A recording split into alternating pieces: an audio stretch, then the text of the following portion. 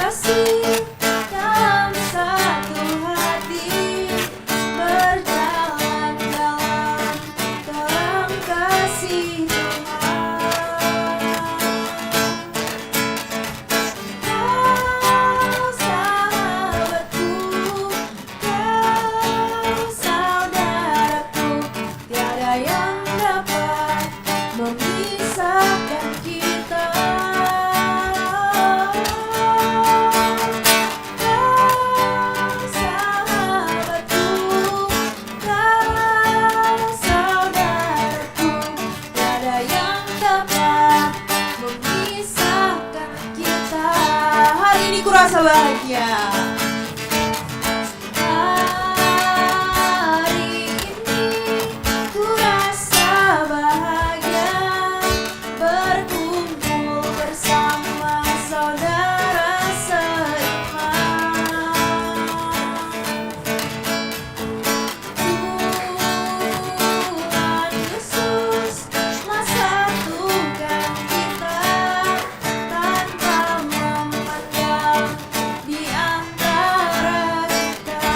Sambil bergandengan. Bergandengan tangan dalam kasih, dalam satu hati, berjalan dalam terang kasih Tuhan.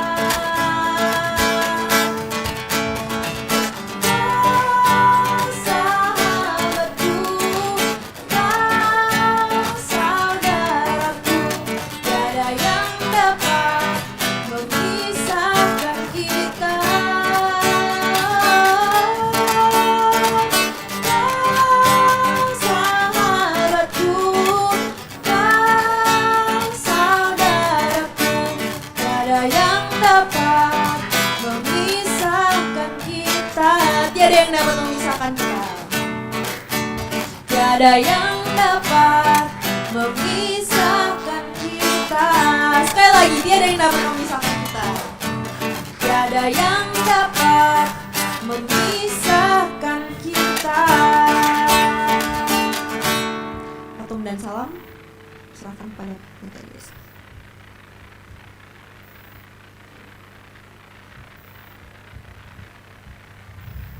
Ibadah dan perjamuan kudus pada saat ini kita mulai dengan pengakuan bahwa pertolongan kita datangnya daripada Tuhan yang menciptakan langit, bumi, dan segenap isinya, yang di dalam kasih dan kesetiaannya tidak pernah meninggalkan perbuatan buah tangannya.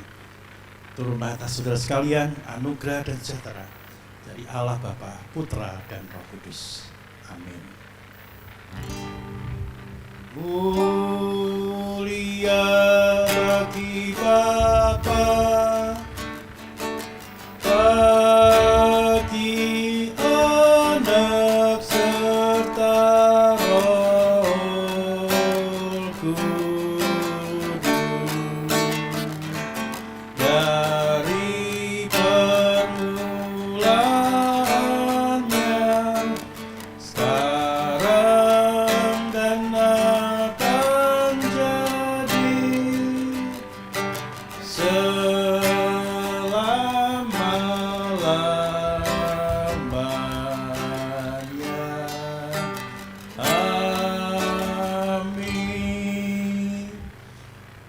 Mazmur nomor 100, pujilah Allah dalam baitnya. Mazmur untuk korban syukur. Bersorak-soraklah bagi Tuhan ya seluruh bumi.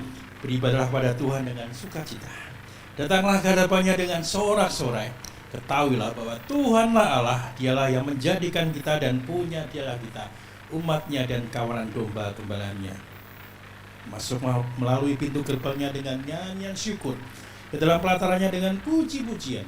Bersyukurlah kepadanya dan pujilah namanya, sebab Tuhan itu baik, kasih setianya untuk selama-lamanya, dan kesetiaannya tetap turun-temurun. Amin, amin, amin. Amin, amin, amin.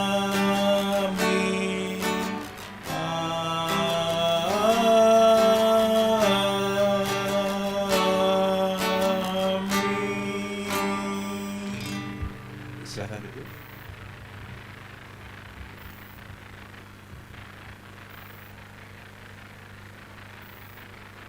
Iya lagi. Oke. Ya udah berdiri lagi guys. Biar makin panas nih. Kita hari ini pokoknya full ini ya, full olahraga. Waduh, capek ya agaknya. Yuk kita mau menyanyikan lagu selanjutnya. Kita mau nyanyi lagu Bukan Menari. Sambil joget ya guys, awas kalau nggak joget, liatin.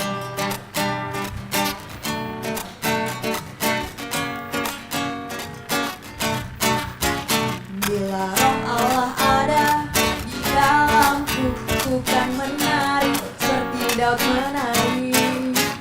Bila roh Allah ada di dalamku, bukan menari seperti Daud menari. Bukan menari, bukan menari, bukan menari seperti Daud menari. Bukan menari, bukan menari, bukan menari seperti Daud menari. Bila roh Allah ada, bila roh Allah ada di dalamku, bukan menari seperti Daud menari. Bila roh Allah ada di dalamku, bukan menari seperti Daud menari. Bukan menari, bukan menari, bukan menari seperti Daud menari. Bukan menari, bukan menari, bukan menari seperti Daud menari. Bukan menari, bukan menari, bukan menari, bukan menari seperti Daud menari. Bukan menari, bukan menari, bukan menari seperti Daud menari. Bentar. Kayaknya kurang semangat nih ya. Kayaknya boleh nih kita sekali lagi. kurang yang lainnya belum. Ayo dong. Kita nyanyi sekali lagi gimana, tapi harus pas bagian bukan menari deh. Pas awalnya bebas deh ngapain. Pas bagian bukan menarinya harus kanan. Kiri deh gini. Kanan. Kiri gitu ya. Oke? Setuju ya semua ya. Yang nggak nari nanti sharing ke depan.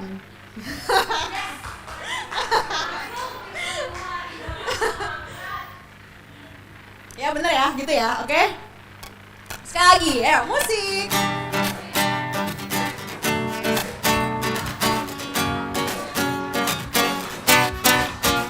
Bila roh Allah ada di dalamku, bukan menari seperti Daud menari.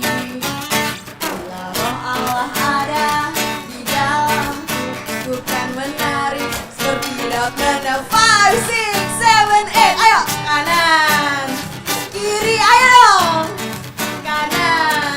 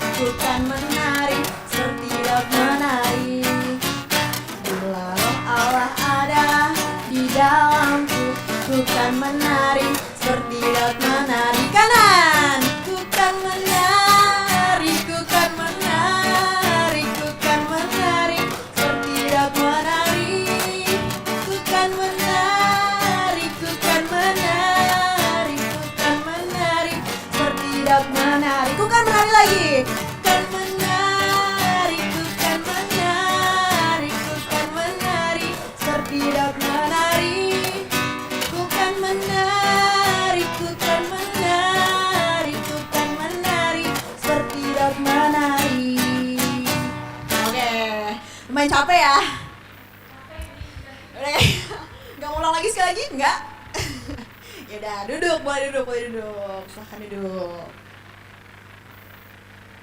Oke. Tarik napas dulu ya.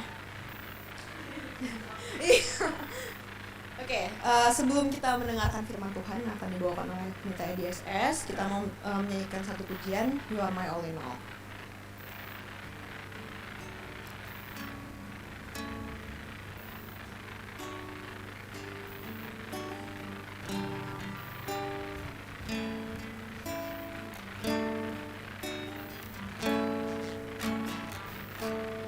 You are my strength when I am weak.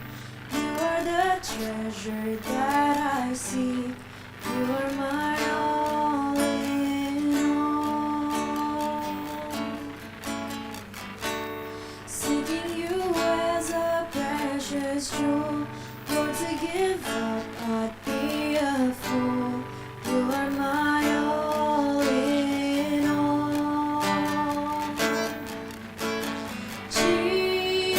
Jesus, Lamb of God, worthy is your name.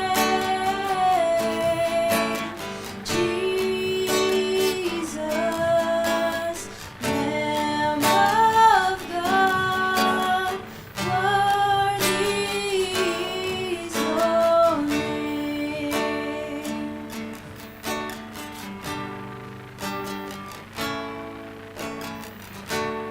Taking my sin, my cross, my shame, rising up and I bless your name. You are my all in all.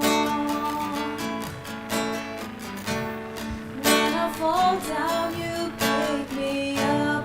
When I am dry, you fill my cup. You are my all in all. Jesus, Lamb of God, worthy is your name. Jesus, Lamb of God, worthy is your name. Jesus, Lamb of God. Jesus, Lamb of God, worthy is your name. Jesus, Lamb of God, worthy is your name. Worthy is your name. Silakan. Ya, mari kita berdoa. Bapa dalam surga, kami bersyukur kami boleh bersama-sama bersekutu di tempat ini, beribadah di tempat ini oleh kasih dan murahan Tuhan. Dan kami menyerahkan pemberitaan firman dalam tangan-Mu, kiranya Engkau memberkati kami semua ya Tuhan. Kami boleh mengerti, kami boleh memahami, dan kami boleh melakukan sebagaimana firman-Mu boleh tolong kami, memerintahkan kami untuk melakukan firman-Mu. Berkati setiap kami ya Tuhan. Dalam nama-Mu Tuhan Yesus Kristus Allah kami yang hidup, kami berdoa. Amin. Ya, selamat siang teman-teman semua. Halo, selamat siang. Wah, kurang joget ini ya, masih udah ngos-ngosan badan ya. Oke. Ya, saya bersyukur bahwasanya kita bisa berjumpa lagi. Satu kesempatan demi kesempatan yang Tuhan berikan bagi kita. Rasanya terlalu gimana, tapi lebih baik yang gimana gitu ya. Kemarin saya mengikuti sidang MPL dari hari Rabu, jadi acara itu beruntun terus dari Rabu sampai Sabtu saya ada di Kudus, kemudian mulai hari Minggu saya di Kudus gitu ya. Saya bersyukur saya boleh mengikuti dengan baik. Nah, di tengah-tengah sidang MPL itu ada seseorang menitipkan barang pada saya. Pak, titip ya buat Komisi Pemuda di Pengharapan. Yang saya ambil ya. Saya serahkan ke Karin ya. Ya, kita dapat kenang-kenangan dari siapa Karin? Komisi Remaja PGB 4 ya. Iya. Seharusnya mau dipaket tapi nggak bisa karena ada kacanya, jadi terpaksa dipilih saya. Oke, silakan mau dibuka nggak apa-apa gitu ya. Senang artinya inilah bagian daripada kita bergereja, kita bersaudara, kita udah melakukan bagian di sana dan sekarang mereka senang, saya senang secara kembali jemaat, saya senang karena apa yang kita lakukan bersama dengan teman-teman semua, ada berapa ya? 10 atau 12 orang ya? 10 orang ya, dari 70 orang ya. Ya, itu disambut baik dan kita nanti dari Majelis juga akan mengadakan program berkelanjutan untuk komisi-komisi lain akan terbuka dan juga untuk komisi youth kalau mau ikut lagi atau ada sendiri ya silahkan gitu ya. Cuma kalau naik mobil yang belakang jangan aja dikosongin gitu ya, menyiksa gitu ya. Kemarin kita berangkat belakang dikosongin lumayan ya. Oke, terima kasih kalian luar biasa semua bisa membangun satu hal. Sempat Bu Priscilla juga sharing pada teman kamarnya gitu, wah itu bagus sekali, tempat saya mau ya, besok-besok ya kita nggak janji, semoga besok-besok saya ketemu lagi. Jadi kita diharapkan ya seperti itu ya. Mau berangkat lagi? Siap, cuma tarik doang yang siap. Mau berangkat lagi? Oh mau, oke silakan nanti ya. Ini kan ada pengurus baru nanti, kita nanti milih pengurus ya. Pengurus baru, nanti kita adakan program baru bersama-sama. Oke, hari ini pertama untuk rangkaian khotbah 4 tanda apa Nicholas? 4 tanda gereja ya. Ini yang pertama, gereja yang satu. Ya, oke. Ini buat saya terlalu sukar untuk dikhotbahkan. Enak itu kalau kita seminar ini. Tapi oke, saya mencoba segala sesuatu dan nanti pokoknya tangkap artinya apa gitu ya. Saya tidak ahli di situ. Tapi artinya kita bisa belajar lebih bagus lagi. Nah, gereja satu itu apa? Ini berangkat dari pengakuan Imanesia, bingung juga kan? Oke, jangan pusingkan itu. Tapi artinya salah satu hasilnya adalah seperti ini. Slide-nya, kami percaya adanya satu gereja yang kudus, yang am dan rasuli. Jadi ini ditulis pengakuan Imanesia itu bukan satu atau dua orang yang berkumpul, tetapi gereja-gereja itu berkumpul memutuskan sesuatu, artinya ada di poros yang penting supaya gereja itu mengerti bagaimana dan apa yang dihidupi dan kemudian harus dilakukan oleh bersama-sama sebagai orang-orang percaya. Itulah pengakuan iman muncul, namanya pengakuan Imanesia. Jadi pengakuan iman ada yang lain lagi dan lain lagi. Makanya pengakuan ada bukan cuma satu aja, ada beberapa. Nah, pengakuan iman ini kenapa muncul seperti itu? Lah itu yang saya bisa sampaikan pada teman-teman semua gitu ya. Karena memang di tengah keraguan, di tengah segala gempuran akan pribadi Yesus Kristus sebetulnya, apakah dia itu Tuhan atau tidak? Dan yang lain ada beberapa pertanyaan tentang Yesus Kristus, makanya perlu ada bagian seperti itu, pengakuan iman bersama supaya kita boleh mengerti siapa Tuhan kita dan apa yang digugat di sana. Ayo kita maka sama-sama. Maka kalau tiap hari Minggu kita kan ada pengakuan iman rasuli gitu. Berharap kita hafal karena terus diulang-ulang tiap minggu itu ada. Berharap kita hafal karena terlalu panjang. Ya oke, pertama agak susah tapi ya berusaha untuk hafal gitu. Jadi itu pengakuan iman. Siapa kita? Nah, kita cuma nyebut dia. Pengakuan iman rasul udah tahu, oh kita percaya pada Allah Bapa, pada Yesus Kristus, pada Roh Kudus, pada gereja. Kita ada gereja gitu ya, gereja yang persekutuan orang kudus, itulah kita gitu ya. Terus kebangkitan orang mati, hidup yang kekal dan segala dan apa pengampunan, dan itulah kita sebagai orang Kristen. Nah, secara spesifik khusus kita bahas gereja yang satu. Nah, ini saya coba pelan-pelan ini ya. Dasarnya adalah kesatuan Tritunggal, yaitu Bapa, Putra, dan Roh Kudus. Allah Tritunggal kendati memiliki 3 pribadi, namun hakikatnya adalah satu. Nah, kalau di katekisasi baptisan pasti diajarkan. Hampir semua kita sebenarnya sudah dibaptis, hampir semua kita, misalnya bukan semua tapi hampir semua kita dibaptis. Coba ingat nggak Allah Tritunggal itu yang seperti apa coba? Allah yang 1 atau 3? Bukan atas ya, tapi kita tahu supaya kita mengikutinya bisa jalan semua. Allah itu 1 atau 3? Halo? 1. Kok ada Bapa, Anak, Roh Kudus? Terus jelasinnya gimana ya?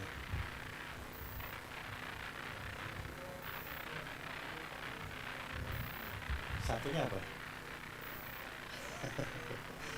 Yang lagi ikut kategorisasi. Jago kan.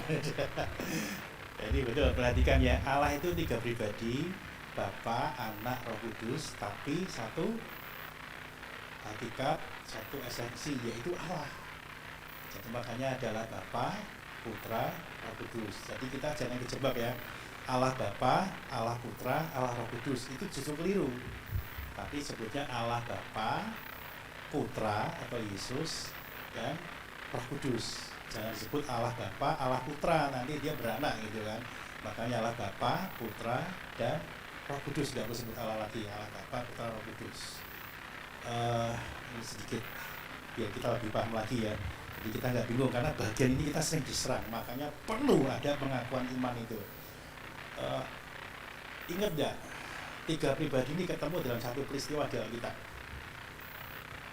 Ada yang tahu? Itu yang ikut kategorisasi boleh jawab ya. Serius. Dari mana tuh?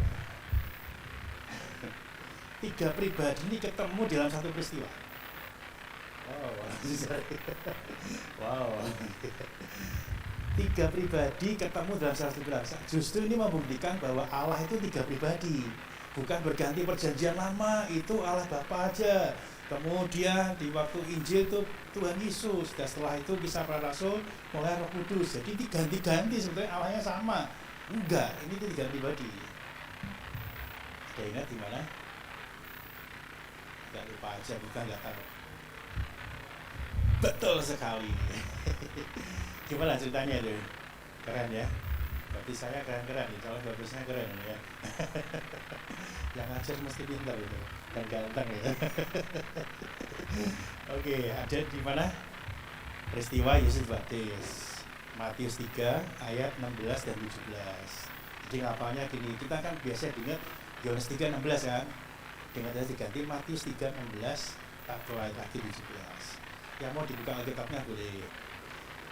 Ketika Yesus dibaptis, berarti Yesus kan ada. Betul kan? Langit terbuka, ada suara dari langit. Yang ngomong siapa? Tuhan Yesus. Ya enggak dong, maksudnya kan di bawah. Berarti asumsinya yang ngomong siapa? Allah, karena sebut kalimatnya apa? Buka Alkitab nggak apa-apa kok. Kali itu Allah ngomongnya apa? Inilah anakku.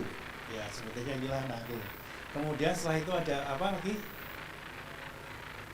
Roh Allah dalam rupa gunung merpati. Nah itulah lambang Roh Kudus. Jadi 3 pribadi ini ketemu di dalam satu peristiwa, yaitu baptisan dari Tuhan Yesus. Nah sekarang kita udah mulai kan. Jadi kita jangan bingung Allahmu 1 atau 3. 1. Tadi pagi Allah kita itu esa. Ya cuma Allah itu.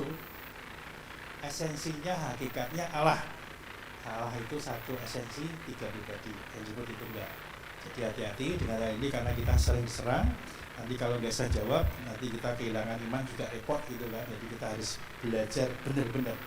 Nah sekali lagi, gereja yang satu dalam pemahaman saya dasarnya adalah Allah Tritunggal. Itu yang dimaksud. Semoga itu betul ya. Kalau salah ya nanti besok korbannya ulang lagi. Yang satu, Pak Edi keliru dimaksud. Oke, nggak apa-apa. Nah gereja yang satu, lebih lanjut saya mengatakan seperti ini. Sama halnya dengan gereja, kendati beraneka ragam, namun tetap satu. Yaitu gereja yang berkumpul dalam Tuhan Yesus Kristus. Roh Kuduslah yang menyatukan gereja. Jadi kita udah tahu, satu itu maksudnya ya balik lagi kepada Allah Tritunggal. Meskipun gereja itu kan banyak gitu kan.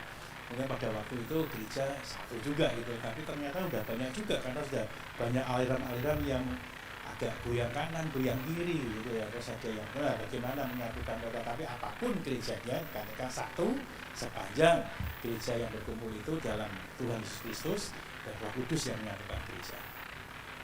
Oke, ada pertanyaan enggak? Kalau saya diskusi ini supaya saya nggak ngantuk juga sih. Karena saya takut saya ngomong keliru, maksud saya betul tapi keliru. Tapi kalau diskusi kan berarti ngomong saya betul gitu kan. Ada yang mau tanya? Oh, berarti keliru ngomong, boleh nggak apa-apa. Oke, lanjut. Saya anggap tahu ya. Saya anggap tahu gitu ya. Oke, lanjut lagi.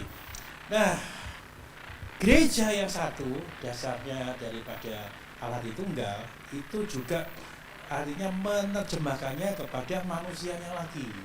Satu, gereja.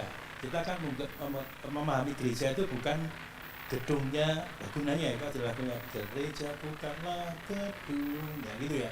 Gereja itu orangnya, Allahnya Tritunggal.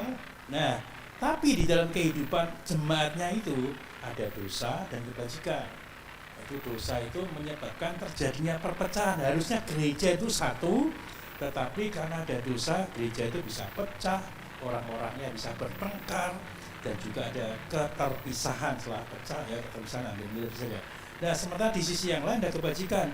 Kalau ada kebajikan ada perdamaian. Dan itulah orang kami ya, dengan damai gitu ya. Roh Kudus memimpin gerejanya untuk kebersatuan antara umat dan terlebih lagi dengan Yesus Kristus. Maksudnya seperti ini. Gereja dasarnya Allah Tunggal, tapi gereja itu ada orang-orang, dan orang itu ada yang melakukan dosa, kalau ada perpisahan hanya menyebabkan perpisahan, pertengkaran, perpecahan dan berikutnya. Tapi balik lagi di dalam hikmat Tuhan, Tuhan memberikan ada kebajikan bagi manusia di gereja itu supaya ada perdamaian. Nah, siapa yang memperdamaikan itu? Balik lagi ya Allah Tritunggal lagi yang dasarnya itu. Jadi idealnya sebetulnya gereja yang satu itu dasarnya Allah Tritunggal, dan orang-orang itu dibimbing oleh Roh Kudus, karena sekarang kan Roh Kudus, kata Roh Kudus tinggal dalam hati kita, dibimbing oleh Roh Kudus untuk senantiasa gereja itu menjadi satu. Oke, silakan mau tanya nggak apa-apa ya. Nanti kalau saya nggak bisa jawab, saya PR buat saya. Nah, agar lebih cepat lagi pengakuan iman Indonesia, kira-kira seperti ini. Gereja yang satu itu yang bagaimana gitu kan? Itu yang pertama ada pengakuan iman yang sama. Maka GKMI juga menerima pengakuan iman Indonesia. Ada lagi pengakuan iman yang lain. Di Menonet menerima pengakuan itu. Kita tidak menolak, karena itulah yang kita hidupi bersama. Kemudian ada perayaan ibadah bersama dan sakramen-sakramen. Kita juga menerima, orang-orang Menonet, anak baptis Menonet menerima semua. Kita makanya tiap minggu ada perayaan ibadah. Sakramennya bisa berbeda pemahamannya, tetapi kita melakukan sakramen-sakramen. Jadi kalau pemahamannya Menonet itu sakramen, perhatikan ya, sakramen itu apa yang diperintahkan oleh Tuhan dan apa yang dilakukan oleh Tuhan. Paham? Apa yang dilakukan oleh Tuhan Yesus dan apa yang diperintahkan oleh Tuhan Yesus. Coba sebutkan apa yang dilakukan dan diperintahkan. Jadi nanti kita bisa bedakan, kamu sakramen ada berapa? Oh, saya bisa jawab. Saya orang Indonesia bisa jawab. Nanti kita dengan gereja yang lain bisa berbeda. Tapi kan kita punya pemahaman yang simpel aja. Sakramen itu sesuatu yang sakral. Sakral itu diperintahkan oleh Tuhan dan dilakukan oleh Tuhan Yesus. Coba sebutkan apa? Pasti kan bisa mikir ya. Saya juga mikir juga, ambil nafas juga saya gitu. Apa yang dilakukan dan diperintahkan Tuhan Yesus sepanjang kehidupan Tuhan Yesus?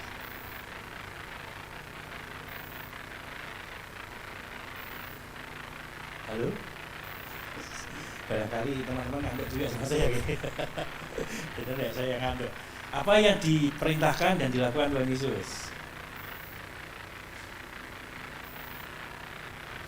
Halo? Coba sebutkan satu dulu deh. Jadi kita ngerti sakramen itu apa gitu. Halo? Baptis, Yesus dibaptis dan dia juga memerintahkan supaya kita dibaptis. Itu buat orang Menonet sakramen. Pernikahan sakramen enggak? Halo? Iya. Pertanyaannya, Yesus menikah enggak? Kita langsung tahu gitu. Oh, itu bukan sakramen. Maka kalau tempat lain sakramen silakan. Tapi Menonet apa yang dilakukan dan diperintahkan. Jadi pernikahan itu bukan sakramen. Simpel kan? Ya, apalagi coba. Ya, betul sekali. Perjamuan kudus itu apa yang dilakukan Tuhan Yesus, perjamuan kudus bersama murid-muridnya, dan dia juga memerintahkan. Betul, sakramen dua. Ada lagi? Bagus, kita mulai berpikir ya. Kita nanti pulang kaya. Oh, saya tahu sakramen Menonet. Nah, kita belajar. Ada lagi? Halo. Apa? Karin kayak mikir. Padahal saya itu serius gitu deh. Kayak belum keluar. Ayo apa? Apa lagi?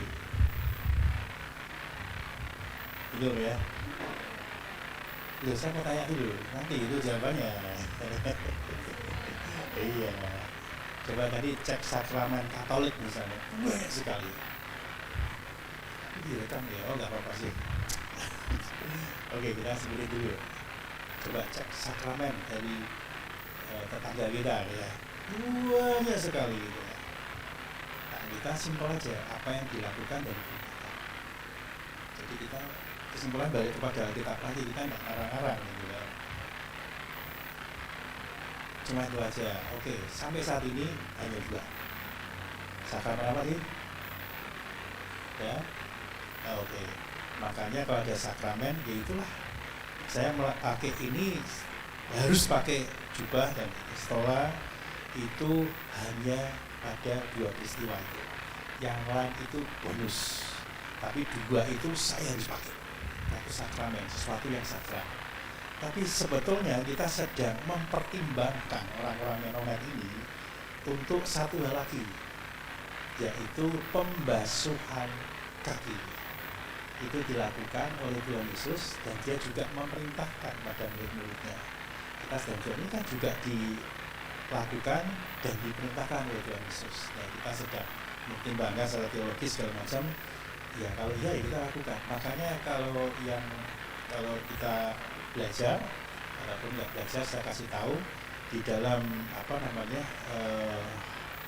pernikahan, liturgi pernikahan itu kita sebutkan opsional pembasuhan kaki.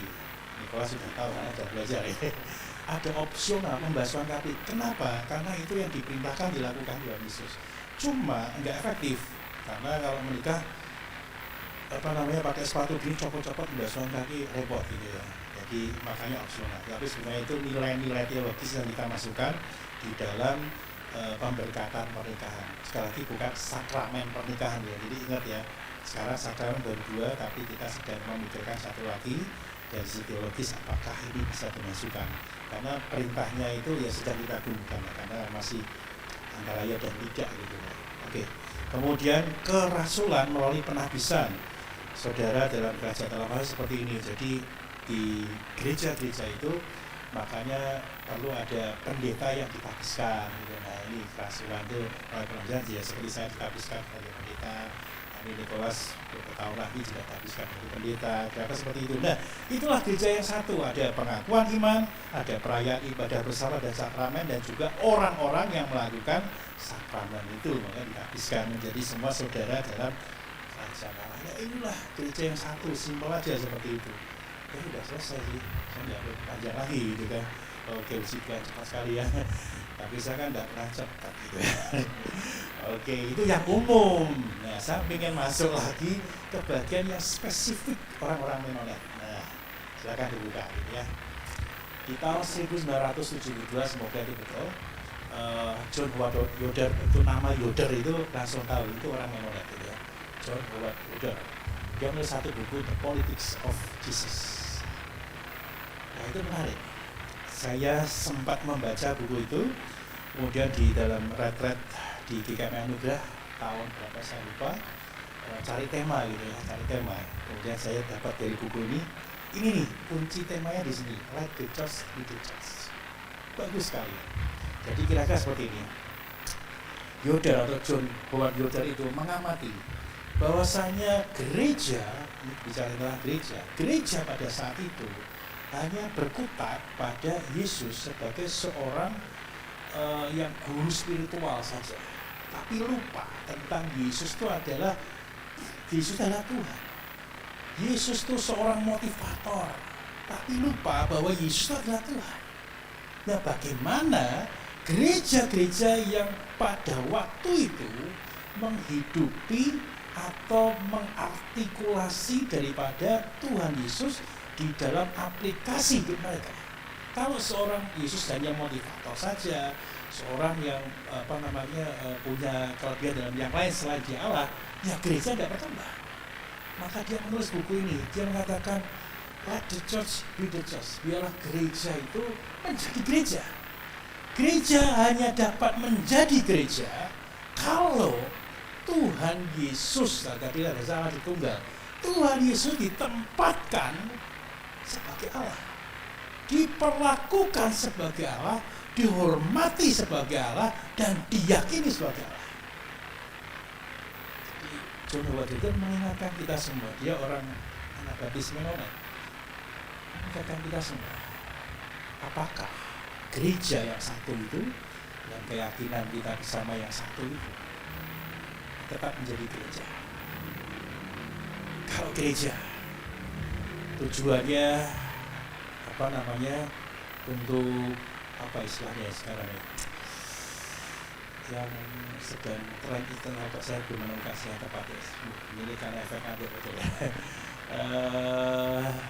Namanya apa ya, diekspos lagu-lagunya segala macam, namanya apa ya, bukan habis, mirip-mirip tapi belum maju lagi.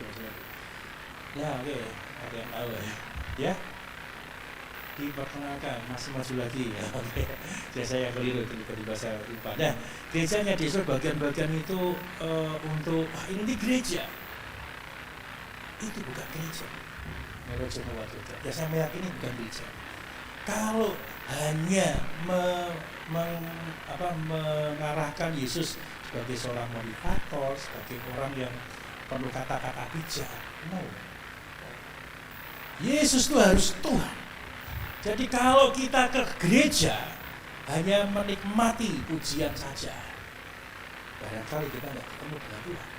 Kalau kita bergereja hanya ingin menemukan kata-kata semangat untuk kita, yes, ini betul sekali buat kita, terus pulang tapi kita tidak melakukan Yesus sebagai Tuhan, menempati sebagai Tuhan, kita itu belum gereja.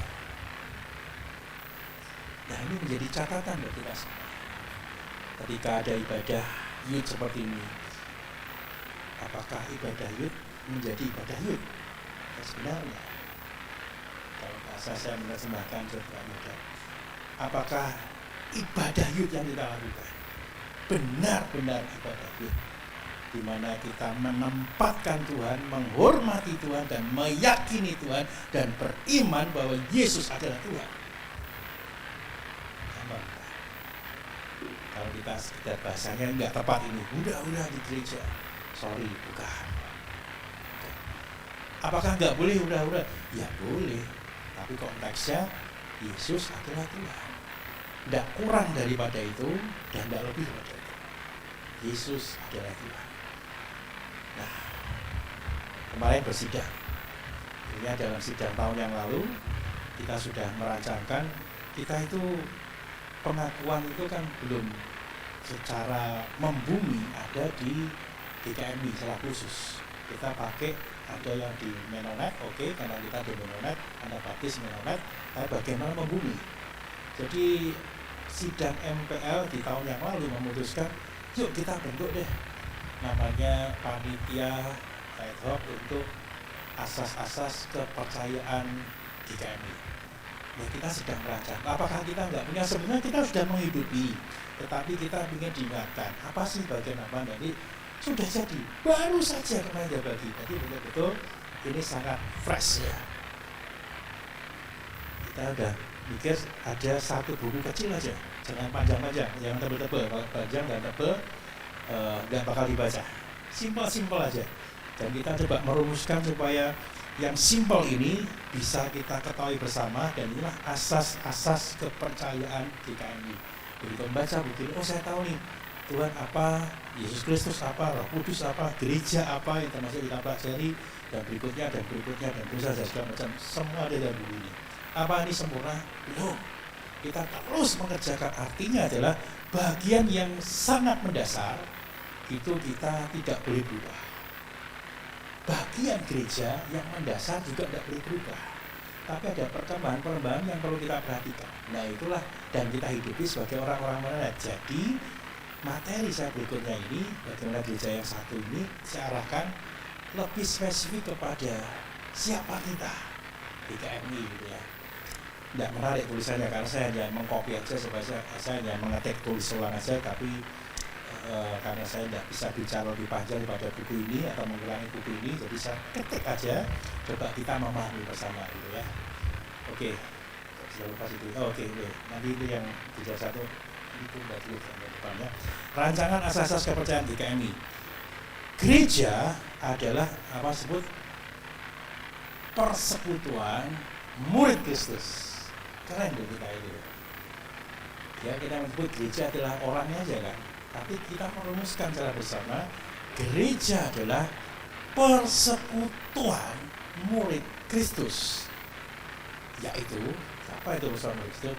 Orang-orang yang percaya kepada Yesus Kristus sebagai Tuhan dan Juru Selamatnya dan bertekad untuk menempuh jalan kemuridan dengan memelihara kemurnian Injil, hidup berpadanan dengan Injil dan menghidupi Injil, ya. Memasukkan Injil ke tetap. Akhirnya mungkin sendiri saya cek lagi ya karena ada bukunya saya bawa. Nah, artinya seperti ini. Kalau kita menyebut gereja itu persekutuan murid Kristus. Nah, kalau kita sampai di sini, siapa kita menunjukkan siapa itu gerejanya. Kalau kita hanya saya ini cuma penggembira saja, ya bukan gereja.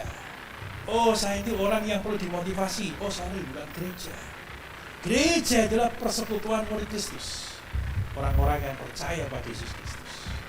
Oke, sampai sini ada pertanyaan ya? Karena ini penting bagi kita.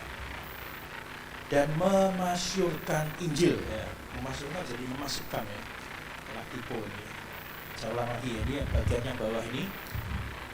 Saya ulang, untuk menempuh jalan kemuridan dengan memelihara kemurnian Injil, hidup berpadanan dengan Injil dan memasyurkan Injil. Ini jadi atas pantai bersama kita bahas ini sebutkan. Ada pertanyaan? Gereja adalah persekutuan murid Kristus. Satu kita bagi orang-orang di kami persekutuan murid Kristus. Paham? Enggak? Bingung ya? Ngomong aja nggak apa-apa. Kalau udah paham ya saya akan lompat. Kalau nggak paham ya kita diskusi sebentar. Paham nggak gereja persekutuan murid Kristus? Persekutuan murid Kristus, bukan persekutuan persekutuan hobi, orang punya hobi sama, persekutuan pemain musik atau tidak. Persekutuan murid Kristus itulah jadi gereja. Ini youth menjadi gereja. Ya, kalau kita sama-sama menyebut sebagai murid Kristus dan kita bersekutu, itulah gereja. Oke ya, kita lihat ayatnya ya, Efesus 1 ayat 1. Silakan seorang membaca. Efesus 1 ayat 1.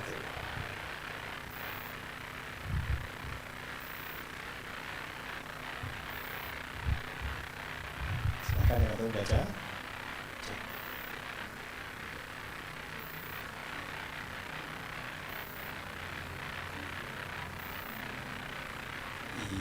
Oke, terima kasih kali. Orang-orang kudus di Efesus, orang-orang percaya dalam Kristus Yesus, itulah gereja. Jadi kapan disebut gereja yang satu? Ketika kita semua adalah orang-orang kudus, orang-orang yang percaya dalam Kristus Yesus. Kan? Jadi kita jangan kamu itu lebih kurang atau lebih daripada pengikut Tuhan Yesus atau persekutuan murid daripada murid Kristus. Di kami, hewan kepercayaan di kami, kita adalah murid Kristus yang bersekutu bersama. Dan ayat yang kedua, Kisah Rasul 1 ayat 8. Silakan seorang lain membaca.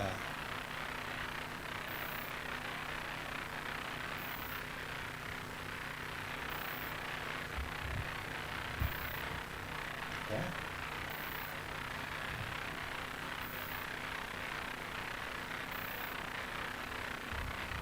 Satu ayat 8.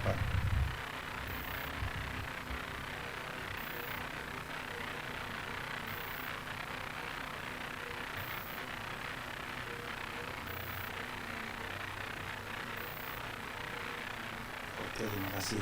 Kamu akan menjadi saksiku. Jadi murid Tuhan Yesus mencakup sebagai saksi daripada Tuhan Yesus.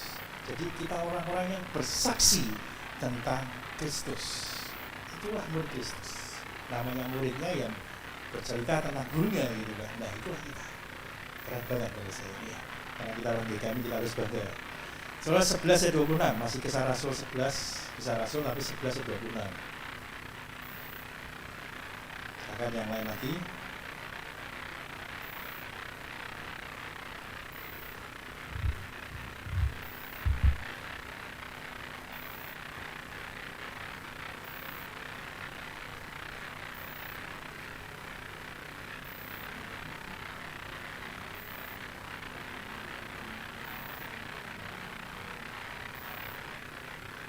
Iya, murid-murid itu disebut dengan Kristen. Ini pertama kali disebut Kristen gitu ya. Nah kita menarik perhatikan bagian ini. Siapa yang disebut dengan murid? Murid itu enggak cuma belajar ketemu satu kali tidak.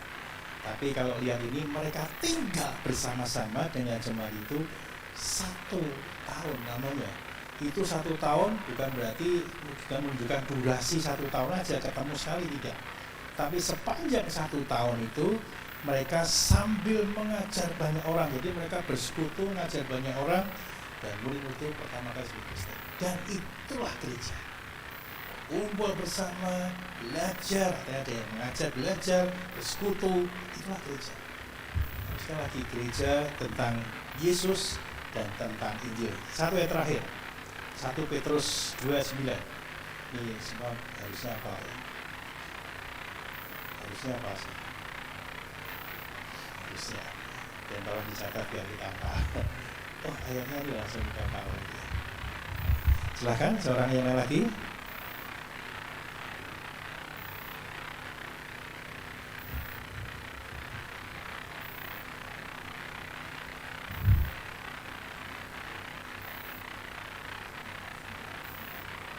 Ya. 1 Petrus 2:9.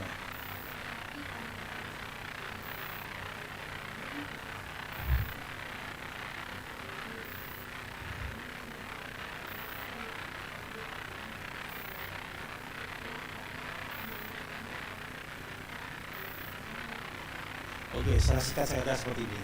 Kita disebut gereja karena kita adalah imamat yang raja. Ini keren banget. Ini istilah imamat itu nanti maknanya terlalu dalam dan terlalu panjang dijelaskan oleh Trisatya. Tapi saya ingin menyebut aja. Kita disebut gereja kalau kita itu imamat yang raja. Dan inilah GKMI. Kita menyebut ini asas kepercayaan tentang gereja. Gitu. Nah, sampai di sini kita mulai dapat gambaran kan. Sebelumnya ini tentang Yesus dan bagaimana tentang Injil. Silakan slide-nya sekarang maju dari sengaja saya lompat satu ya. Gereja yang satu tentang Yesus Kristus. Jadi Allah itu enggak, Bapa itu tidak pernah digugat, Roh Kudus tidak pernah digugat. Tapi justru seringkali juga adalah Yesus Kristus. Panjang pengetahuan kita memahami menegakkan dasar kita tepat Yesus Kristus sebagai satu-satunya Tuhan dan Juru Selamat. Maka kita disebut gereja. Nah, orang-orang Menonet bagaimana menghidupi Yesus Kristus yang melalui Injil. Injil itu apakah ada di awang-awang? Wah, Injil itu luar biasa sekali gitu, tapi kita nggak bisa meraihnya. Saya tunjukkan, Injil itu membumi. Injil itu ada di sekitar kita. Bahkan Tuhan itu ada di sekitar kita. Dan ini kita hidupi. Matius 25, 35, 45. Gambar 25, 35, 45 ya.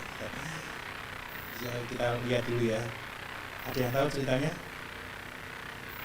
Harusnya apa sih? Ini yang kita hidupi. Matius 25, biasa dibaca, diketahui dulu. Terus istilah singkat, cek langsung kita tahu. Terus satu ayat aja langsung tahu.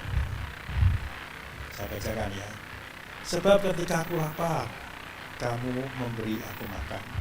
Ketika aku haus, kamu memberi aku minum. Ketika aku seorang asing, kamu memberi aku tumpangan. Injil itu membumi. Karena orang-orang di sekitar kita yang disebut dengan gereja itu, kalau kita menyingkirkan orang-orang yang lapar, yang yang haus, yang butuh tumpangan, kita menyingkirkan Tuhan di dalam gerejanya. Entertain ya saya maksud tadi. Kalau gereja entertain, begitu mewahnya sorotan lampu segala macam gitu ya. Maaf, saya ngajak diskusi dengan teman-teman semua. Apakah mungkin seorang yang kelaparan dan butuh makan seperti itu datang dengan area yang begitu megah itu? Bisa, tapi kemungkinannya berapa persen? Kecil. Dengan di-entertain sedemikian mewah, sebenarnya memberikan gap yang begitu luas, begitu dalam bagi orang-orang yang terpinggirkan itu datang. GKMI, sekali lagi Injil itu membumi karena di sekitar kita, dengan segala yang ada dalam diri kita, dengan ibadah seperti ini, memungkinkan kan orang-orang seperti itu datang kepada kita. Karena kita memang salah satu yang kita hidupi, kita itu hidup sederhana, bukan hidup yang pola hidup yang mewah-mewah, itu tidak, kita hidup sederhana. Maka perhatikan 72 gereja dewasa, belum termasuk cabang-cabangnya dan posnya. Paling banyak gereja itu anggotanya cuma 1.000. Itu pun sudah dipecah lagi. Rata-rata kalau dulu ngomongnya gereja cepat, hanya 100 besar lagi. Makanya ada yang ngomong gereja GKMI ya, gereja kecil mungil indah. Saya sih nggak setuju itu. Tapi ada yang mikir seperti itu. Kenapa? Karena gereja cuma sedikit-sedikit itu, nggak bisa yang banyak itu. Ya, kita sedikit-sedikit tapi jumlahnya banyak sekali. Posbika juga begitu banyak. Nah, artinya apa? Karena kita menghidupi apa yang dilakukan oleh Yesus. Yesus hidup sederhana. Ya, kita hidup sederhana. Apa yang diperintahkan Tuhan Yesus yang berkebaikan dengan dunia, ya itu yang harus kita lakukan. Dan itulah Injil. Sekali lagi saya katakan, Injil itu betul-betul membumi. Ada setiap kita. Dalam ayat yang berikutnya, kapan ya kamu datang Tuhan, kamu nggak pernah tahu. Ya ketika kamu orang lapar makan, itulah aku. Ketika kamu beri minum orang haus, itulah aku. Kamu ketika memberi tumpangan pada orang, itulah aku. Dan mengingatkan kita, Tuhan itu ada sekitar kita dan Injil itu membumi bagi setiap kita. Oke, kita lanjut dengan gereja persekutuan murid Kristus kan. Nah, berikutnya, Roh Kudus menghimpun orang-orang yang telah bertobat dan percaya pada Tuhan Yesus Kristus ke dalam gereja. Gereja adalah tubuh Kristus. Persekutuan murid Yesus. Kemudian kita mempromosikan berikutnya tubuh Kristus, tanda kehadiran Kristus setelah ia duduk di sebelah kanan Bapa. Kalau kita menyebut gereja yang satu dalam konteks asas GKMI, kalau kita tidak pernah memahami dan merasakan bahwasanya kita ada bagian daripada tubuh Kristus, itu bukan gereja. Ingat, kalau tubuh Kristus, kepalanya itu Kristus. Kita itu bagian-bagian kecil. Itu kalau kita disebut dengan bagian tubuh Kristus, yaitu analogi gitu ya. Kita bisa tangannya, bisa kakinya, tapi apapun itu kita menjadi satu kesatuan sebagai tubuh Kristus dan tidak terpisahkan. Dan ini keren banget. Salah satu kelebihan kita, salah satu kelebihan daripada di kami adalah persaudaraan yang tinggi. Kita satu dengan lainnya mengenal kan. Kenapa? Karena kita sedikit. Kenapa sih Yesus tidak mengambil muridnya sampai ribuan orang? Muridnya hanya 12, meskipun ada murid-murid yang lain, tapi yang disebut dengan murid itu ada 12. Kenapa? Karena dengan 12 orang itu, gak tahu ini rumus yang lain, tapi saya nggak setuju, itu yang bisa dijangkau oleh seorang untuk memuridkan 12 orang.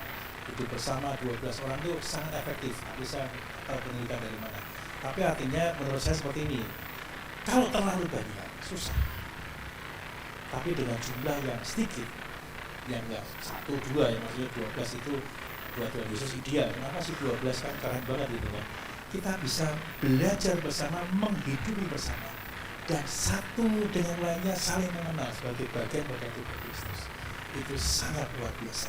Jadi gereja yang satu, sekali lagi, persekutuan murid Yesus atau murid Kristus. Yang kedua, gereja adalah tubuh Kristus. Tubuh Kristus bagian, ingat, dan Roh Kudus yang menghimpun orang-orang bertobat dan percaya itu. Berikutnya lagi, Kristus secara kenagawi tidak ada lagi dalam dunia,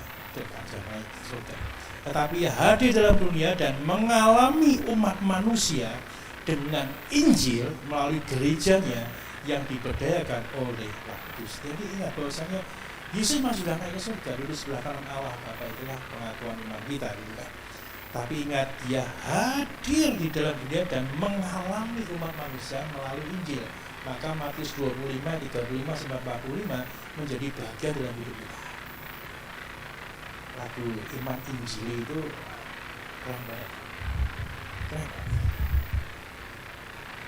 Dan lagu itu menjadi bagian dari kehidupan kita sebagai orang-orang. Iman Injil yang memberitakan hidup. Lagunya silakan ya. Saya terlalu bagus nyanyi. Enggak itu saya kurang bagus. Nah, hidupilah itu. Jadi bukan hanya dinyanyikan, tapi hidupilah sebagai orang-orang yang mana. Kalau kita iman Injil itu ketika kita tidak memberi makan orang yang kelaparan, iman kita hidup. Tapi begitu kita ingat, wah ada orang kelaparan, saya bisa berikan sesuatu, iman kita hidup. Tidak hidup. Lanjut lagi. Gereja adalah persekutuan murid-murid itu sudah yang sukarela menyambut panggilan untuk saling belajar dan saling meneguhkan. Lihat kata salingnya. Yang sukarela menyambut panggilan untuk saling belajar, saling meneguhkan agar sungguh-sungguh hidup sebagai murid Kristus, jadi menyangkal diri, memikul salib dan mengikut Dia. Bukan statusnya aja persekutuan murid Kristus, tapi bagaimana orang-orang yang ada sebagai murid itu saling belajar, saling meneguhkan. Jadi sekali lagi entertain, kalau saya bahasanya mungkin sekarang agak mirip dengan kata saya, nggak anti entertain, kita perlu entertain juga. Tapi ingat bahwasanya yang bagian yang utama tidak boleh kita lakukan itu di sendiri. Saya setuju dengan entertain, tidak anti entertain, saya setuju dengan entertain, tapi jangan lupa di entertain sekalipun Kristus itu telah utama. Nah, orang-orang itu kalau cuma datang dalam artian saya yang negatif tapi entertain terus pulang, ya bukan. Waktu bersekutu oke, tapi bagaimana saling belajar, saling meneguhkan, dan itulah gereja. Siapa yang bisa seperti ini? Ya seperti ini, kita belajar sama-sama. Kita ada persuasi kecil seperti ini, kamu lagi apa? Ini, oh ini kita doa bersama. Itulah kita saling belajar, saling meneguhkan agar kita benar-benar hidup sebagai murid Kristus. Ada catatan menyangkal diri untuk saling ikut Dia. Jadi belajar gereja itu bukan tentang posisi gereja, bukan bangunan gereja, tapi sudah belajar tentang diri kita sendiri. Apakah kita itu gereja yang dimaksud oleh Kristus tadi? Berikutnya lagi. Dalam hidup sebagai murid Kristus, kita menyerahkan diri kita seutuhnya pada Allah dengan tulus dan ikhlas menerima kehendak Allah sebagai yang terbaik bagi kita. Ini penyangkalan diri dan memikul salib tadi. Jadi kalau kita mengambil hidup sebagai hidup dari murid Kristus, kita benar-benar tahu kita adalah gereja. Saya percaya kalau seperti itu kita akan selalu memberikan yang terbaik dalam kehendak Allah yang terbaik, bukan kehendak kita. Tadi pagi saya khotbah, kalau kita mengutamakan Tuhan, kita bisa saja membenci apa yang kita suka, karena hal yang kita suka kalau kita mengasihi Tuhan yang satu-satunya, kita bisa membenci apa yang kita suka. Kenapa? Apa yang kita suka itu dibenci oleh Tuhan. Maka kita berusaha untuk membenci apa yang kita suka. Karena bagi kita yang percaya dan kita mengasihi Tuhan dengan sepenuh hati, jiwa, dan kekuatan kita, Tuhan satu-satunya. Kalau Tuhan nggak suka, kita akan benci. Jadi apa yang kita suka bisa menjadi kita benci kalau kita mau mengasihi Tuhan dengan segala hati, jiwa, dan kekuatan kita. Sama seperti kita mengatakan kita murid Kristus, tapi kalau kita tidak mau nih bahasanya dengan tulus dan ikhlas menerima kehendak Allah sebagai yang terbaik bagi kita, ya kita bukan murid Kristus, kita bukan gereja. Dan ini nggak gampang. Contoh seperti ini ya, tadi pagi ini murid-murid juga saya katakan bagi orang-orang laki dan mungkin sebagian perempuan sekarang tidak mulai suka memancing. Kalau saya nggak suka ya, saya suka makan telur, saya nggak berhubungan dulu ya. Orang mancing itu bisa kapanpun juga. Terus hari Senin, Selasa, Rabu sampai Sabtu itu bisa. Tapi kok ada godaan pas hari Minggu tuh pengen mancing gitu ya. Pergi ke laut atau apa mancing, lupa ke gereja. Apakah dia disebut sebagai gereja? Saya pastikan tidak. Karena dia bukan sebagai murid Kristus. Kalau dia murid Kristus, bersama-sama bersekutu, belajar tadi, saling belajar, saling melakukan, dan kita saling bertumbuh, kita sama-sama bertumbuh. Nah, teman-teman sekalian kasih Tuhan, sekali lagi tidak mudah untuk kita belajar sebagai gereja yang satu itu, tapi kita dimampukan untuk melakukannya. Masih ada sedikit lagi. Hidup sebagai murid Kristus juga meniscayakan kita menjadi orang-orang yang dapat dipercaya dalam perkataan dan perbuatan. Jadi memungkinkan, memastikan kita untuk menjadi orang-orang itu bukan orang-orang yang dapat dipercaya dalam perkataan dan perbuatan. Ini adalah salah satu tanda daripada gereja, bukan merupakan tanda gereja yang satu, tapi ini saya memberikan bagian dari kepercayaan. Seperti ini dipercaya dalam perkataan dan perbuatan. Gampang. Mungkin kita bisa merasakan ada teman kita ini perkataan dan perbuatannya itu tidak match gitu ya. Bahkan perkataan nggak bisa dipercaya, ataupun perbuatannya tidak tahu. Bagaimana bisa disebut dengan gereja umat Kristus? Tidak mungkin. Kita jangan terkecoh dengan orang yang datang ke gereja. Kita jangan terkecoh dengan orang yang sudah dibaptis. Kita jangan terkecoh dengan berapa lama dia menjadi Kristen. Tapi fokuslah bahwa orang-orang yang disebut gereja itu adalah orang-orang yang dapat dipercaya dalam perkataan dan perbuatan. Itu tanda gereja. Saya tidak menyebut, tidak pernah kalian ada yang seperti ini. Saya tidak boleh menghakimi. Tetapi kita kan diberi Tuhan, bisa merasakan, ternyata teman saya ini gak cocok ini perkataan dan perbuatannya, ataupun justru perkataannya nggak pernah benar, perbuatannya juga nggak baik. Itu bukan gereja. Saya dikatakan saya, karena itu kita menjunjung tinggi nilai kepercayaan, tidak bersumpah untuk membuktikan kejujuran dan urusan kita, dan mulai untuk berupaya konsisten dalam perkataan dan perbuatan kita. Ini penting bagi orang Mennonite, tapi sekarang orang Kristen juga seperti ini. Kita tidak mau bersumpah untuk menunjukkan diri kita benar, tapi kita menuntut diri kita untuk secara konsisten melakukan sesuatu yang benar dalam perkataan dan perbuatan. Bukan karena kita tidak berani bersumpah karena kita itu salah. Tidak. Bukan karena kita tidak berani bersumpah meskipun kita benar, tidak. Tapi kita tidak perlu bersumpah untuk menunjukkan perbuatan kita. Tapi kita dituntut untuk konsisten, untuk berkata dengan benar, berbuat baik dengan semestinya. Kita tidak harus bersumpah. Makanya kalau ada pelantikan pejabat, saya harus tegaskan pada kita, biasanya kan saya bersumpah gitu. No, kita tidak boleh bersumpah, tapi saya berjanji. Dalam pelantikan tidak ada kata sumpah ya. Saya berjanji. Nanti dibuktikan dalam kekonsistenan segala perkataan dan perbuatan kita. Oke, tinggal 2 slide terus. Saya masih 3 slide ya. Gereja adalah keluarga Allah. Nah, ini menyenangkan sekali. Jadi gereja bukan sebut murid Kristus, tetapi gereja adalah keluarga Allah, yang di dalamnya kita merayakan kemerdekaan, kesetaraan, dan persaudaraan kita sebagai anak-anak Allah dalam Kristus. Belajar untuk saling mengasihi, saling mengampuni, dan saling melayani untuk menurut karunia masing-masing sesuai dengan kebutuhan satu sama lain.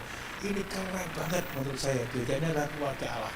Nanti kalau kalian berkesempatan ikut sidang PMPL, kalau memutuskan sesuatu yang ini A dan B, misalnya nih, simpel aja. Ini menu makanannya itu nasi soto nasi rawon. Biasanya pakai apa? Kalau sudah ada 2 suara terbanyak kan, voting kan, betul kan? Jika ini tidak pakai voting, jika ini tidak pernah pakai voting di dalam persidangan yang dilakukan. Lihat begitu pusingnya ya. Ada 2 pendapat, kita nggak pakai voting. Apalagi 3 pendapat lebih daripada 3. kita tidak pernah pakai voting. Kita itu cuma pakai warna-warna, itu ada biru, ada kuning, dan ada oranye yang dibuat seperti ini ya, sebenarnya kayak ini. Di bawah lurus sedikit, terus ada melangkah ke bundar, terus lurus sedikit itu buat pegangan. Warna kuning, biru, dan orange. Jadi kita hanya menunjukkan suasana hati kita. Oke, saya setuju nih, kita angkat orange. Oh, saya kurang setuju, biru. Oh, saya masih mempertimbangkan dua-duanya, kita kuning. Tetapi kita nggak voting, itu bukan setuju atau tidak setuju, nggak pernah. Kita dengarkan sebagai keluarga lah. Jadi misalnya 100 orang berkumpul, 99 berkata kita ke kanan, tapi 1 orang berkata ke kiri, nggak langsung putusin, dok, kita kanan. Ini persidangan yang sulit, karena nggak voting gitu. Tapi kita menempuh jalan itu, jalan sulit. Kenapa? Karena kita mempercayai bahwasanya setiap pemikiran itu berasal dari Tuhan, dan kita sedang mengujinya. 99 orang berkata ke kanan, 1 orang berkata kiri. Mana yang benar? Kan belum tahu. Barangkali satu yang benar ini. Bisa kan? Suara terbanyak benar, orang Kristen mati di Indonesia. Karena kita kalah suara terus, karena kita sedikit kan.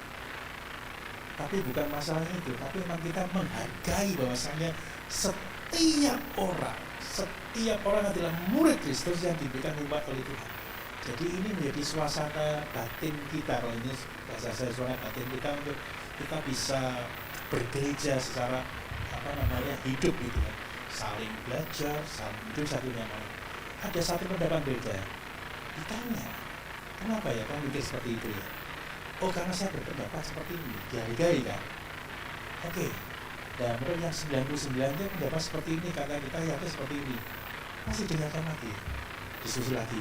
Tuh, apakah ada 99 yang berubah ikut yang satu, atau yang satunya saya pikir-pikir ternyata begini kamu deh, begitu jalan seperti itu. Lama ya kalau sudah seperti itu kan. Kalau kita sidang itu lama banget gitu ya. Tapi kita bersyukur sejauh ini kita bisa melewati tahapan demi tahapan dengan sesuatu yang sangat baik tanpa voting. Ingat, kebenaran itu bukan voting. Kebenaran adalah hikmat Tuhan, dan kita melakukan itu. Tapi coba cek di gereja yang lain, rasanya tidak banyak. Kalau saya mengatakan tidak ada, tak lalu besar atau kepala ya.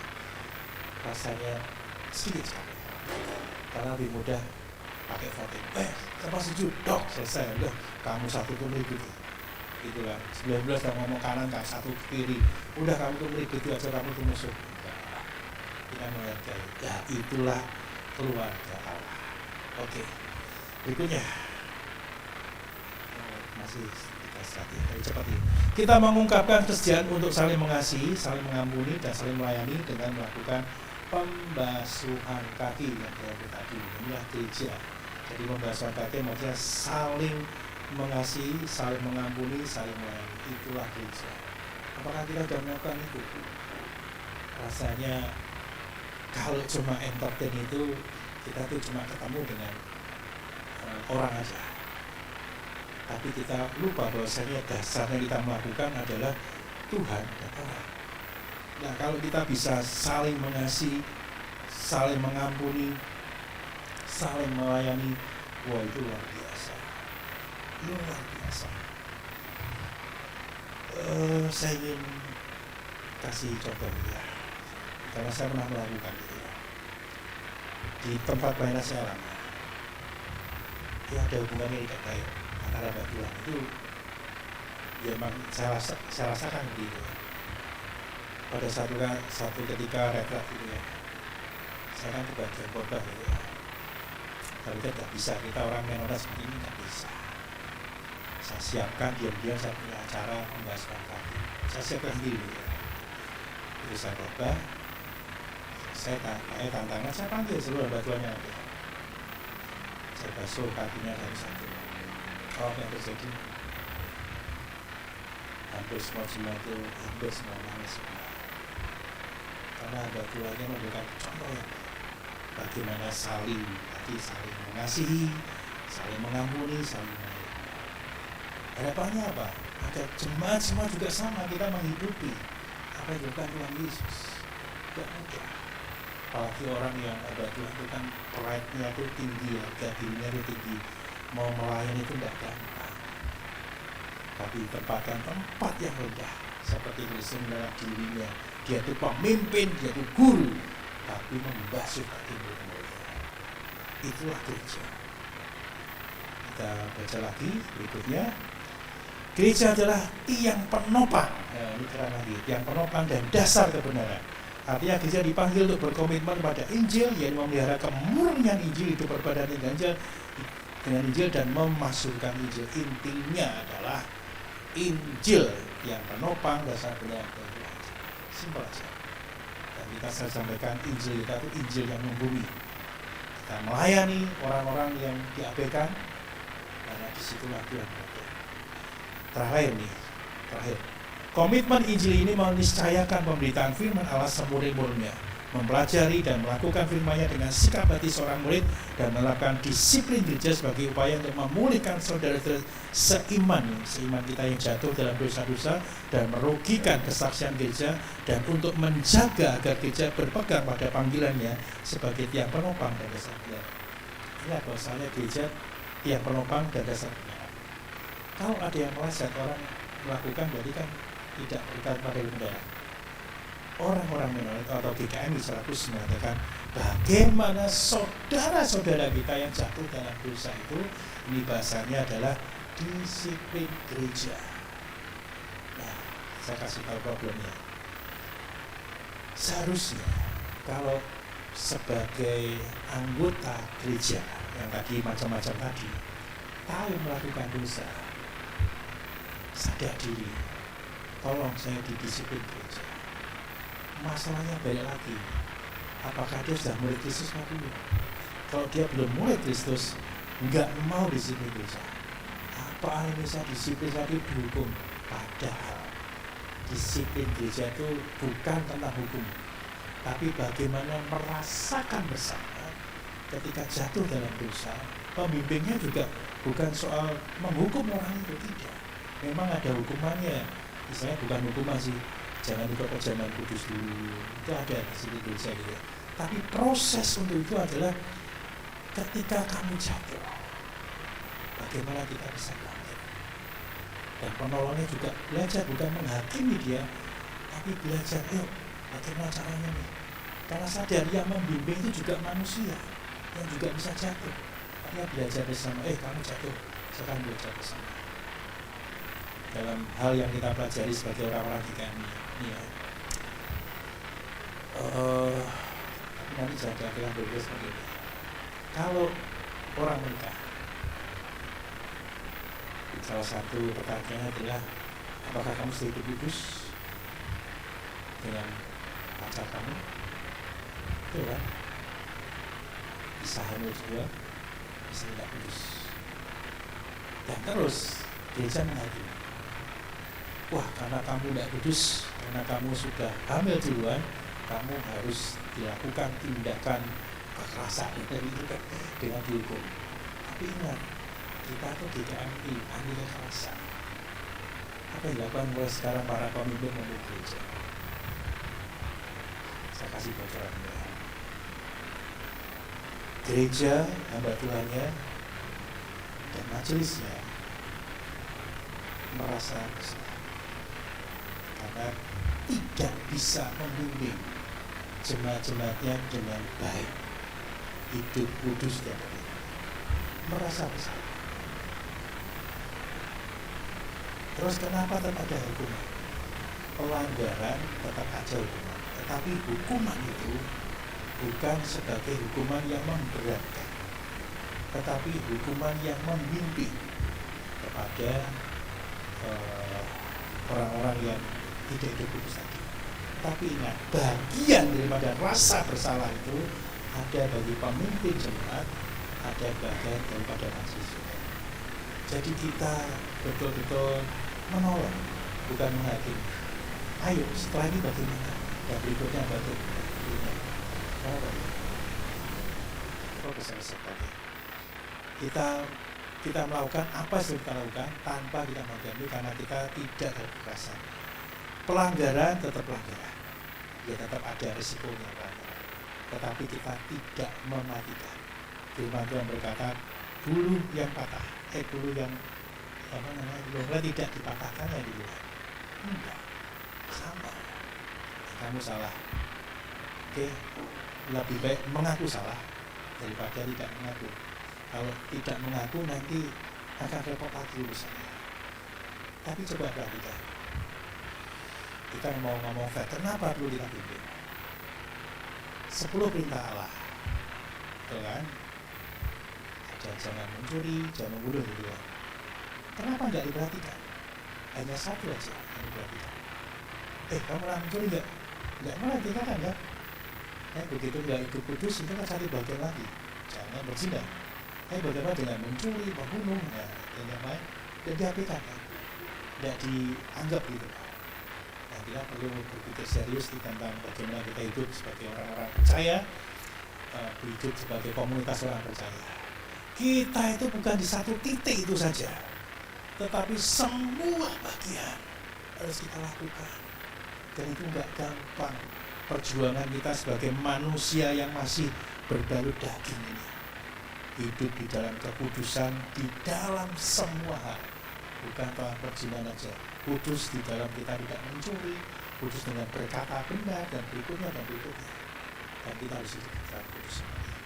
Jadi sekali lagi, jangan ambil situasi, berarti saya boleh dong melakukan itu biar Pak Edi disalahin. Ya nggak apa-apa sih kalian seperti itu.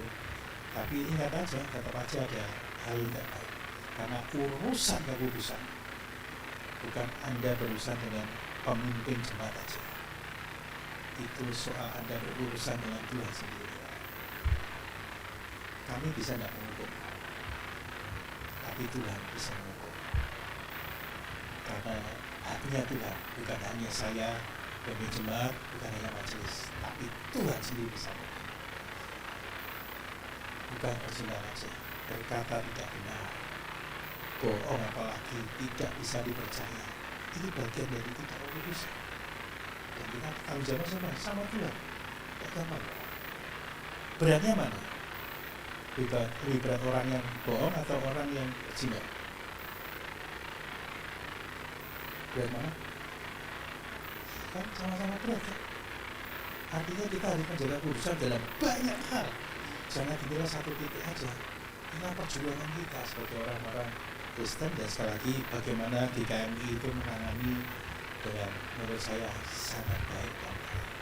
Sangat baik dan baik. Jadi bergerejalah yang satu.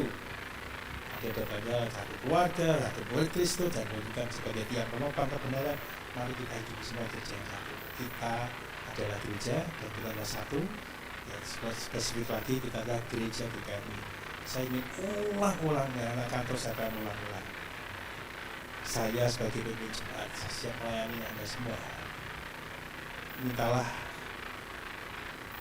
diberkati oleh Pak Edi sekarang itu ya, besok sama kelas itu. Mintalah diberkati oleh Pak Edi. Mintalah dibaptis oleh Pak Edi. Tadi sebentar saya Pak Edi kelas nanti ya. Ini apa inilah pada waktunya. Artinya di tempat ini. Dan saya akan terus mengajar belajar itu. Sampai saya juga pesan di tempat umum, kalau meninggal pesan yang melayani Pak Edi ya. Artinya kita tetap bergereja yang sama, saling membangun, saling belajar, itulah yang kita hidup bersama gitu. Jadi tidak kemana-mana. Kalau kalian punya pacar dari yang lain, minta berkati di sini gitu ya. Karena saya siap membimbing gitu ya. Ya seperti orang lakukan ya. Salah satunya gitu ya, ngajak pacarnya ke sini, jangan kita mbak pergi gitu kan. Kalau mbak pergi kan habis nanti kita ya. Tapi gak apa-apa, maksudnya ini salah satu contoh aja. Diberkati, karena saya ingin terus membimbing dan belajar bersama dengan kalian. Oke, sampai di sini ya selesai. Saya kasih kesempatan untuk kalian bertanya satu aja, jangan bertanya. Ada satu. Ada? Oke, saya tutup ya. Ya, kita berdoa. Bapa di dalam surga, kami bersyukur saat kami bisa belajar. Tapi sekali lagi, apa yang menjadi tata pikir kami hanya sebatas daripada kami bisa memahami apa yang kami terima. yang kami dengar dan kami pelajari. Tapi ingin kami belajar sungguhnya pada Engkau saja ya Tuhan. Engkau Allah yang sumber daripada segala hikmat, yang memampukan kami untuk terus hidup lebih baik dan lebih baik lagi.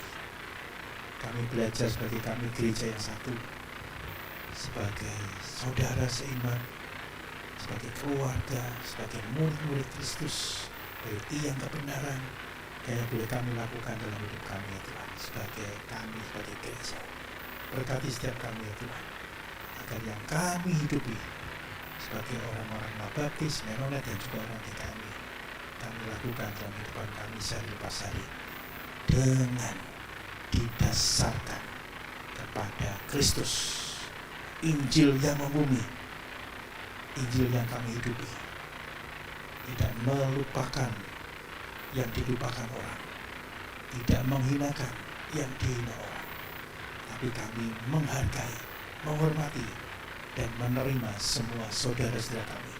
Seperti itulah yang Kau lakukan pada kami. Kami adalah hina, kami terkutuk, kami berdosa, tapi Engkau menggapai kami ya Tuhan, menjadi satu kesatuan sebagai tubuh Kristus. Terima kasih Tuhan, berkati setiap kami. Perjamuan kudus yang akan kami lakukan saat ini juga boleh mengingatkan kami adalah satu di dalam Engkau, dan kami boleh menikmati perjamuan kudus, tubuh-Mu yang Kau pecah-pecahkan menghidupi tubuh kami, darah-Mu yang tercurah menjadi kehidupan bagi kami. Siapkan hati kami untuk menerima perjamuan kudus ini di dalam terang kasih Tuhan, di dalam nama Tuhan Yesus Kristus, Sang Kepala Gereja, kami berdoa. Amin.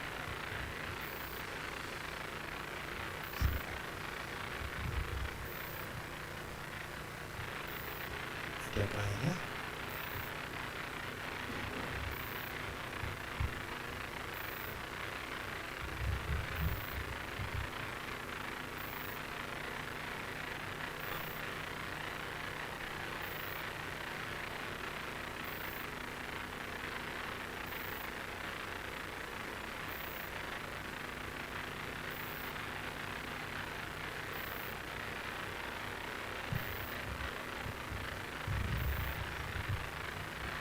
Ya, kita bersyukur karena kita setelah diberi kesempatan oleh Tuhan untuk bersama-sama semeja sidang adalah Tuhan.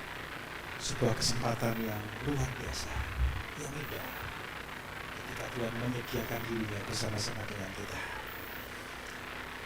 Ketika mengingat perjamuan kudus, selalu hanya satu kata diingatkan, kasih.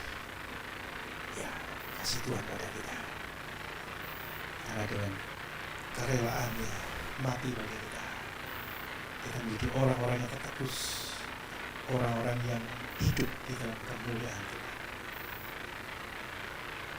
Sebentar kita akan menerima roti dan anggur.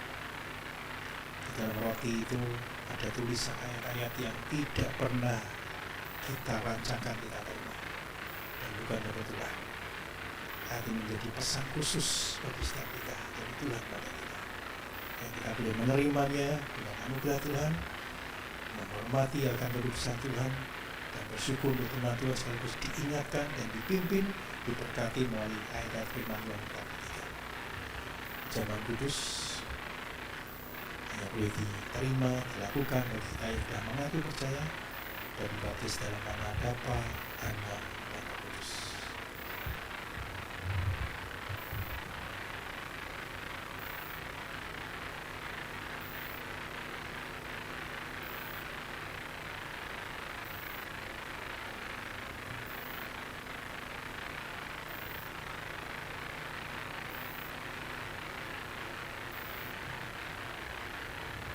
Ya, setelah menerima membaca ayatnya, silakan bersikap berdoa kepada Tuhan. Kita bisa memohon ampun pada Tuhan untuk segala dosa dan kesalahan kita. Tapi terlebih pada itu, bila kita minta pimpinan Tuhan, agar Tuhan menolong kita, memimpin hidup kita, dan juga memberkati hidup kita. Semua karena anugerah Tuhan.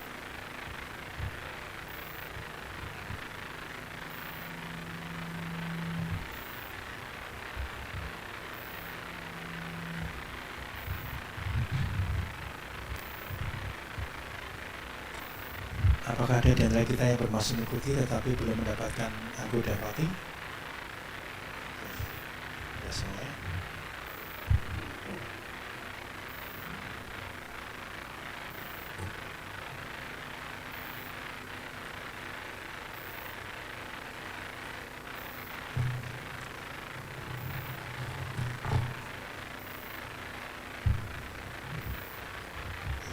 Kita sudah baca ayatnya. Mari kita berdiri, kita angkat roti di tangan kita.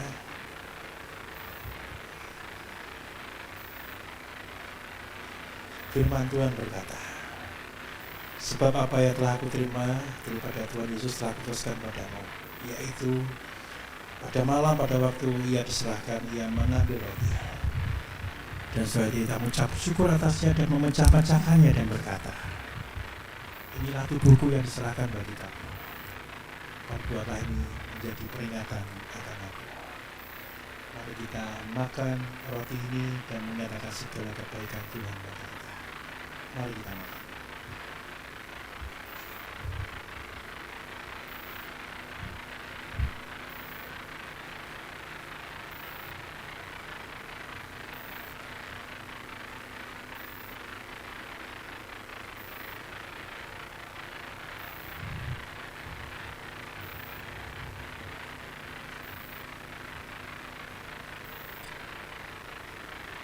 Angkat cawan di tangan kita.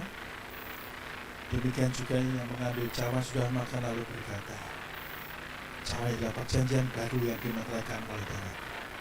Perbuatlah ini setiap kali kamu meminumnya menjadi peringatan akan aku. Cawan adalah lambang daripada darah Kristus yang tercurah di kayu salib untuk menebus dosa kita. Mari kita syukuri hari ini dengan meminum cawan ini. Mari kita minum.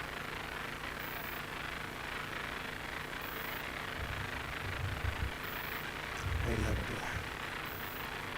Bapa dalam surga yang bersyukur, begitu kasihnya Engkau pada kami. Siapakah kami Tuhan, sehingga layak semeja hidangan dari Tuhan? Siapakah kami sampai Engkau merelakan dirimu mati di kayu salib? Tapi kami mengerti melalui kematian kami sadar Engkau sungguh mengasihi kami lebih daripada yang lain. Bahkan Engkau tidak mengasihi dirimu sendiri dengan merelakan mati bagi kami. Terima kasih Tuhan Yesus.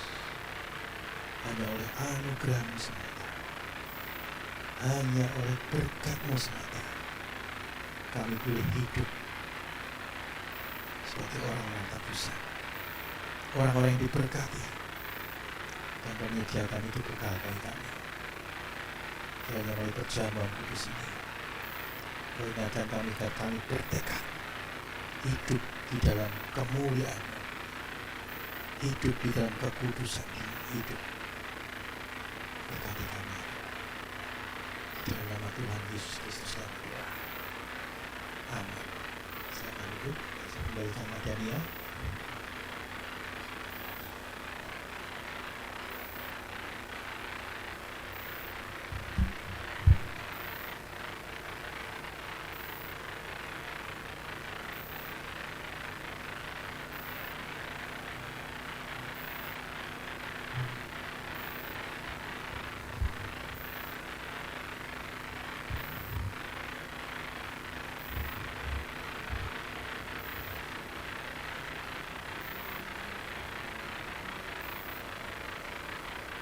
Terima kasih Pendeta Edi yang sudah memberitakan firman Tuhan.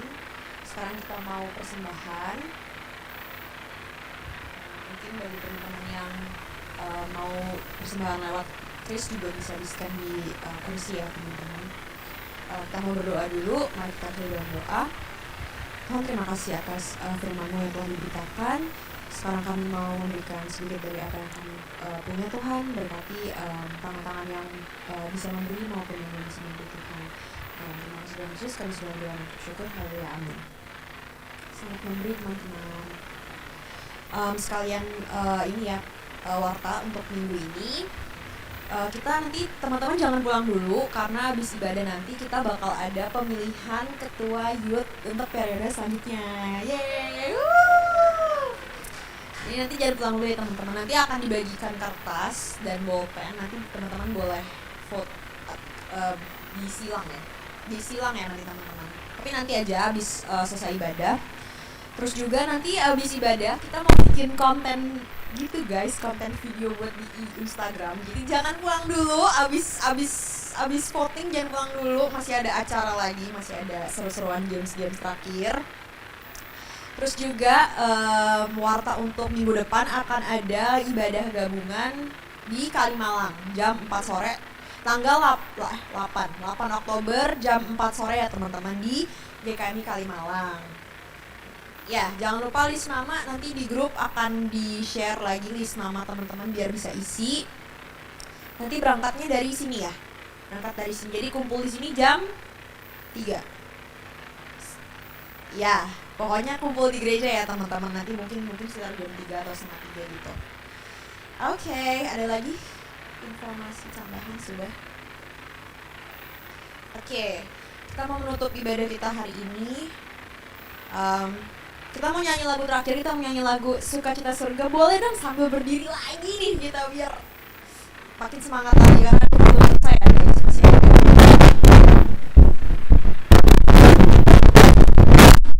Oke. Oke. Sukacita Surga.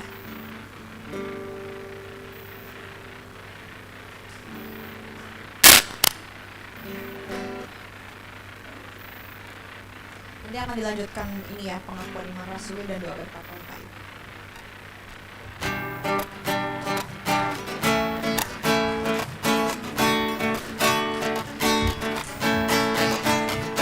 Inilah sukacita surga, itulah kekuatan bagi jiwa. Ku dapat rasakan kasih-Nya di tengah badai yang bergelora. Inilah sukacita surga, itulah kekuatan bagi jiwa. Ku dapat saksikan kuasa-Nya, taklukkan badai yang bergelora.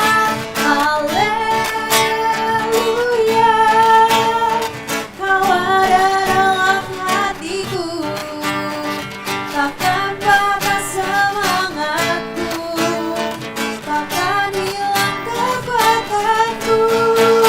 Haleluya, ku mau bersorak bagimu, sukacita surga nyata penuhiku.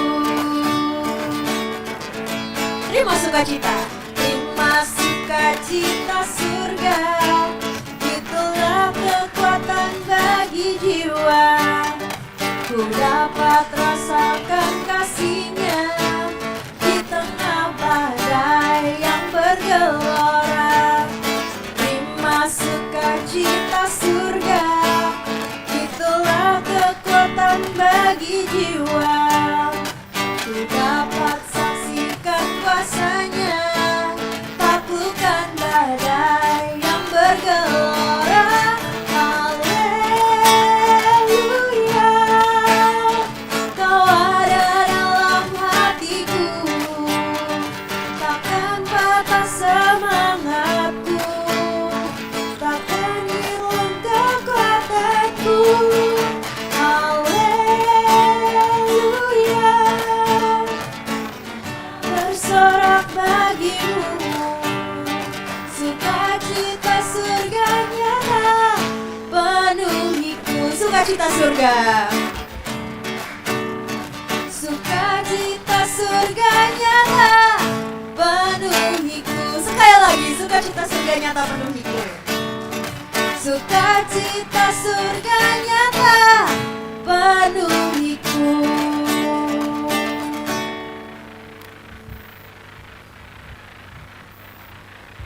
Sebagai jemaat Kristen yang ingin meladani Kristus, mari kita mengikrarkan komitmen kemuridan.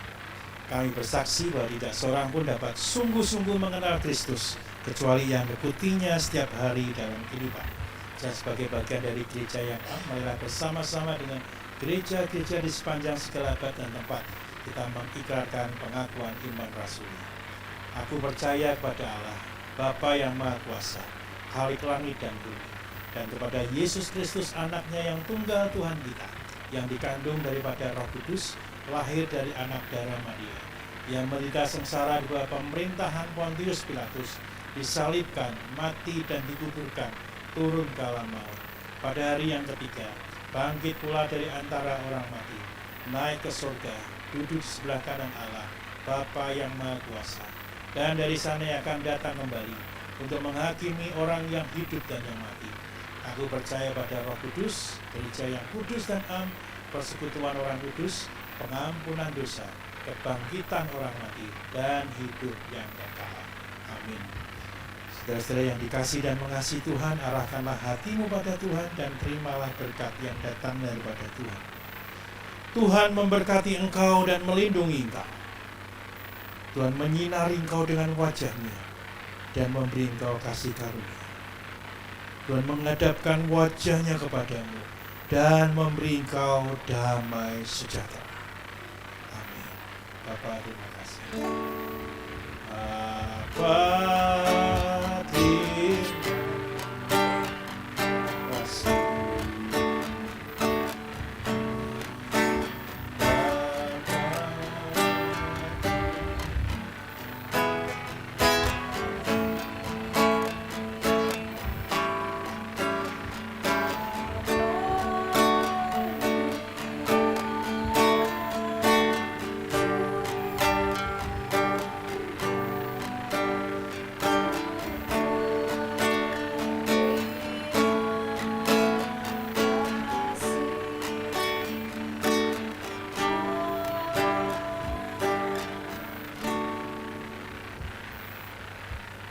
Sama saat ini teman-teman selamat hari Minggu.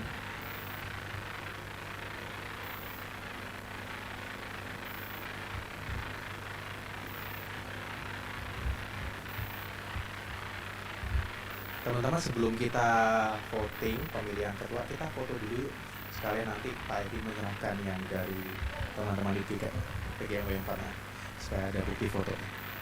Kita maju ke depan yuk, foto dulu. Jadi biar ada bukti.